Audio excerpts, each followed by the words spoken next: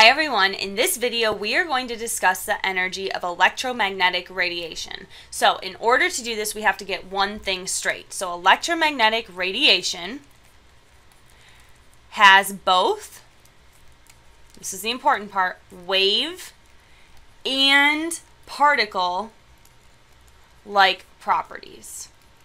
So what this means is that electromagnetic radiation operates both like a wave and a particle. So sometimes it's traveling like this, sometimes it's like this little bundle of energy that's moving from here to here to here, but it's very, very, very complicated. And if you want a better in-depth explanation, please come talk to me because I could go on and on and on about this, because the experiments that they did to determine that radiation has wave or particle-like properties are so, so cool. They're just absolutely fascinating. So please come talk to me about it if you want to know more. But for this course, you're just going to have to trust me when I say that radiation has both wave and particle-like properties. Now, we've already discussed the wave part, where we know that the speed of light is equal to the frequency, or excuse me, the wavelength times the frequency, so it has this relationship. But now what we need to do is talk about the particle aspect. So when I say particle-like properties, I need you to be thinking of the word photons. Now, if you're not familiar with the word photons, essentially what they are just tiny little bundles, or sometimes they use the word packages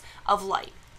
So think of it as just this little group of light that's grouped together, but it acts like a particle. It kind of acts like it has a mass. It doesn't have a mass, but it kind of does. It moves like a particle. It moves like it has mass, so it's together. It doesn't transfer like this, okay? So now, when we talk about photons, what's really important is that we need to understand is that they travel to quantize, that's another vocab word, quantized energy levels. Now, what does quantized mean? Quantized is such a big important word when it comes to quantum theory, but we're not going to go into that in this course. So essentially what you need to know is whenever I say the word quantized or the phrase quantized energy levels, we are talking about distinct energy levels. Here's the important part, that are unique to each atom. Okay, so I can draw out some energy levels for palladium, and they would look very, very different if I did it for platinum, and they'd look even more different if I tried to put it towards rhodium. But just in case this isn't making sense, which it probably doesn't, let's draw out a picture and try to kind of get a better grasp with this. So let's start off with an electron in the ground state, so on the very, very first energy level, the lowest it could possibly go. Remember, nature is always trying to get to a place of lower energy. It's more comfortable down there, it's more stable down there. So we're going to assume that our electron starts on the lowest level. Now, we have a much higher energy level, then a little one here, and then a little bit there, and then so on and so forth, and it goes on and on and on. You need to think of these quantized energy levels or distinct energy levels like stairs. So this is the ground right here. This is your step 1, step 2, step 3, step 4, and so on and so forth. So what you need to think of is these little photons that are sitting here, these bundles of energy essentially, can travel up to these quantized energy levels, but they can only go to the distinct states. So it is literally impossible for this electron to jump right here in the middle. There's no state there, there's no energy level there, there's no stair there in our staircase analogy, so it cannot travel there. It could go all the way up to this next one, or if it tried to get here, it would just fall down to the next energy level and live here. So when I say quantized energy levels, it means that if you have a bundle of energy like a photon, or maybe even have an electron particle sitting at the bottom, it essentially is just saying that these pieces of energy can only travel to distinct states. There are very specific steps that you could go to, very specific energy levels. You are never going to go somewhere in between. That's quantized energy. So let's see if this makes sense.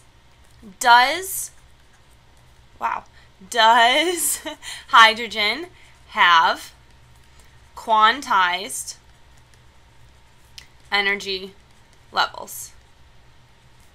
Yes or no? Go. Did we get an answer? Hopefully we did, and the answer is definitely yes. Absolutely, definitely yes. Does hydrogen have quantized energy levels? Absolutely. It has very distinct energy levels that it travels to. All right, let's go to the next one. Do hydrogen and helium have the same energy levels? Go. All right, did we get an answer? Hopefully you did, and the answer is most definitely no. Do hydrogen and helium have the same energy levels? Absolutely not, okay? Every single atom has very specific energy levels for that specific atom. Like a hydrogen and helium, I'm not going to say maybe this is what hydrogen looks like, maybe helium's is more like this, and then maybe carbon's is something like this. It is very, very unique to that element, okay? Now, how do we quantify this? How do we figure out exactly how much energy is being transferred? And so there's this guy named Max Planck, okay, CK. Max Planck came up with the Planck's constant. I told you these guys are egotistical. They always name everything after themselves. All right, Planck's constant is an H.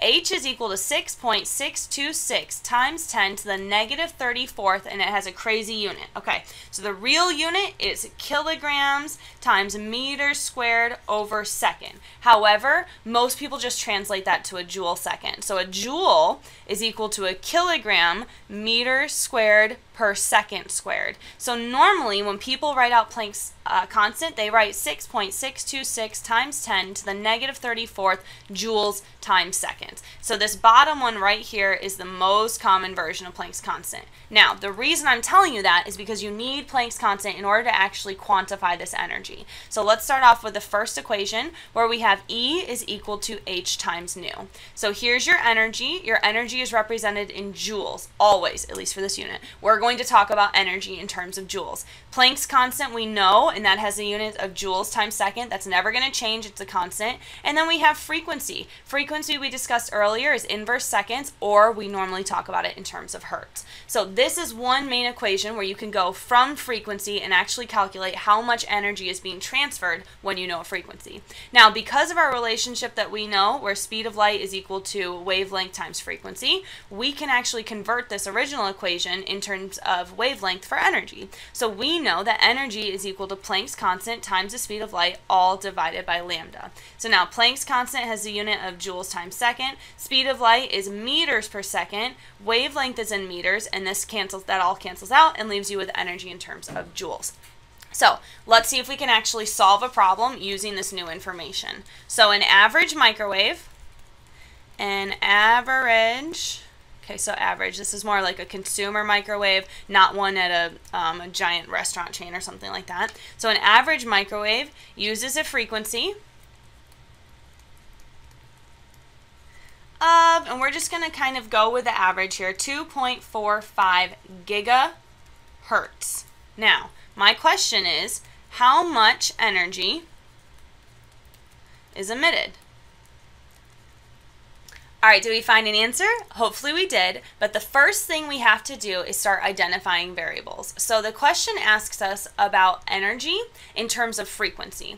So if we know we have a frequency of 2.45 gigahertz, we start off by identifying our variables. So there's frequency, or nu, which is equal to 2.45 gigahertz. Now, we know, or because I just told you, that the unit needs to be in hertz, so we absolutely have to get rid of the giga. So if you had looked it up on Google or in your book, or maybe you asked your teacher, perhaps you would have found that 1 gigahertz is equal to 1 times 10 to the 9th hertz. So if you multiply this together, you end up with 2.45 times 10 to the 9 hertz. So that's a giant number, okay? This is a really, really big frequency.